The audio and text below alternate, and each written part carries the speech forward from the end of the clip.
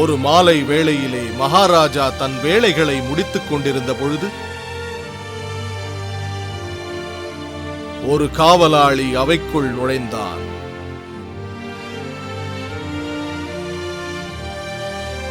என்ன விஷயம்? மன்னா, தெற்கில் இருந்து ஒரு புலவர் பீர்பாலையும் உங்களையும் சந்திக்க வந்துள்ளார். அவருக்கு என்ன வேண்டுமா? அவர் தங்களுடைய புகழை பற்றியும் பீர்பாலின் அறிவுரையை பற்றியும் மிகவும் கேள்விப்பட்டிருக்கிறாராம். அவர் தங்களிடம் சில கேள்விகளை கேட்க விரும்புகிறாராம். இந்த நேரத்திலா? இன்றைய பணிகளை முடித்து விட்டோமே. காத்திருக்கும் புலவரை ஏமாற்றக்கூடாது. சரி, உள்ளே அனுமதியுங்கள். வரச் சொல்லுங்கள் அவரை. பீர்பலை பார்த்து அக்பர் கூறினார், இன்று நான் மிகவும் களைத்து விட்டேன் பீர்பால். அவரை நீங்கள் கவனித்துக் கொள்ளுங்கள். அப்படியே ஆகட்டும் மகாராஜா. புலவர் அவைக்குள் வந்தார். என் வாழ்த்துக்களை பெற்றுக் கொள்ளுங்கள் மகாராஜா. வரவேண்டும் வரவேண்டும் மாமேதையே. தாங்கள் ஏதோ கேள்விகள் கேட்க விரும்புவதாக கூறினார். ஆமாம் மகாராஜா. கேளுங்கள். புலவர் பீர்பலை நோக்கினார்.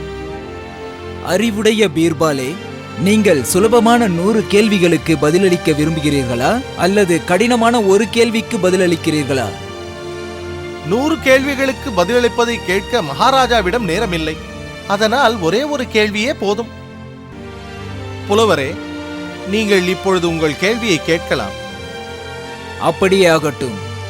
கேள்வி என்னவென்றால், சரி, முதலில் எது வந்தது, முட்டையா கோழியா?